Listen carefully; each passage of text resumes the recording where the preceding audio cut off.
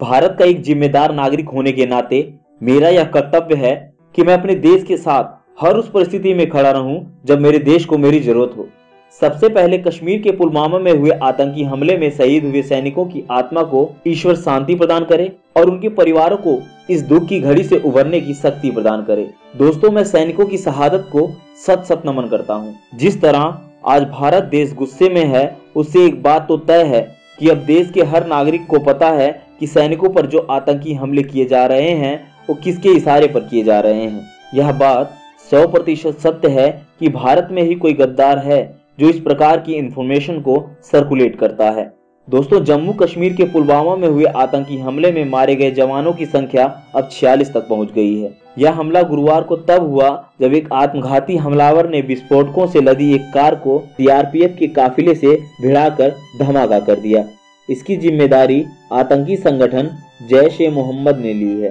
देश दुनिया में इस हमले की निंदा हो रही है। सभी नेता अभिनेता इस पर कड़ी निंदा व्यक्त कर रहे हैं।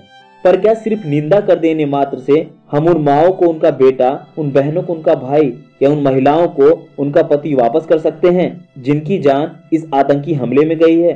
सरकारें ऐलान कर रही हैं कि हम 25 लाख देंगे, 50 लाख देंगे, 1 करोड़ देंगे, लेकिन सवाल यह आता है कि क्या आपके द्वारा दिया जा रहा हर्जाना पर्याप्त है? क्या आप 25, 50 या 1 करोड़ में उस बहन का भाई वापस कर सकते हैं जिसकी शहादत पुलवामा हमले में हुई है? नहीं। किसी की शहादत का मोल लगाना कोई इन सरकारों से सीखे। अरे साहब, क्या आपके द्वारा जो शहादत की कीमत लगाई जा रही है उससे उस बेटे की कमी पूरी हो जाएगी?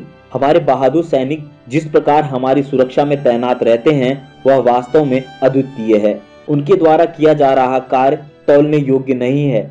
मैं सैनिकों के प्रति सम्मान भाव रखता हूं और भारत के हर उस नागरिक से यही आशा करता हूं कि वो सैनिकों का सम्मान करे, ना कि उन पर पत्थर मारे। दोस्तों, यह बहुत ही संवेदनशील मुद्दा है कि आखिर इतनी सुरक्षा के बावजूद इतना बड़ा हमला कैसे हो गया। जब खुफिया एजेंसियों ने इस तरह के हमले के लिए पहले ही आगाह कर दिया था तो ये चूक हुई कैसे? इतनी भारी मात्रा में विस्फोटक हाईवे तक पहुंचा कैसे?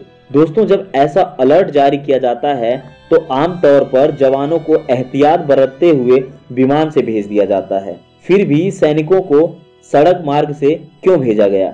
और भेजा भी गया तो ऐसे क्षेत्रों में सुरक्षा बलों के आवागमन के लिए तय प्रक्रिया बनी हुई है। सैनिकों का काफिला गुजरने से पहले संबंधित इलाके की सुरक्षा के लिए रोड ओपनिंग पार्टी जिम्मेदार होती है।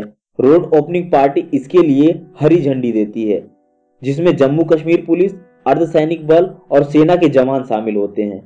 इतनी सुरक्षा के बाद भी कैसे इतना बड़ा आतंकी हमला हो गया? सवाल यह आता है कि इतनी भारी मात्रा में आईईडी विस्फोटक उन्हें मिला कहां से?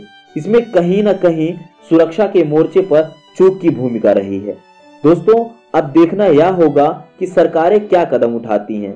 फिलहाल तो सरकारें चुप हैं, लेकिन इस समय मुझे कवि विनीत चौहान की 4 पंक्तियां याद आती हैं। ये पंक्तियां यह समझाने के लिए काफी हैं कि सरकारों को अब कौन से कदम उठाने चाहिए। तो ये है विनीत चौहान जी की 4 पंक्तियां। बहुत हो चुका मोदी जी, ये मौन तुम्हारे खलते हैं। रोज सैनिकों की लाशों से जिगर हमारे जलते हैं। अब घर के गद्दारों को भी थोड़ा सा तो झटका दो। जो सेना पर पत्थर फेंके लाल किले पर लटका दो। जो सेना पर पत्थर फेंके लाल किले पर लटका दो। दोस्तों, आज मैं इस वीडियो के बारे में आपकी राय नहीं लूंगा और ना ही आपसे चैनल को सब्सक्राइब करने की गुजारिश करूंगा। हाँ, इतना जरूर कहूंगा, जय हिंद, जय भारत।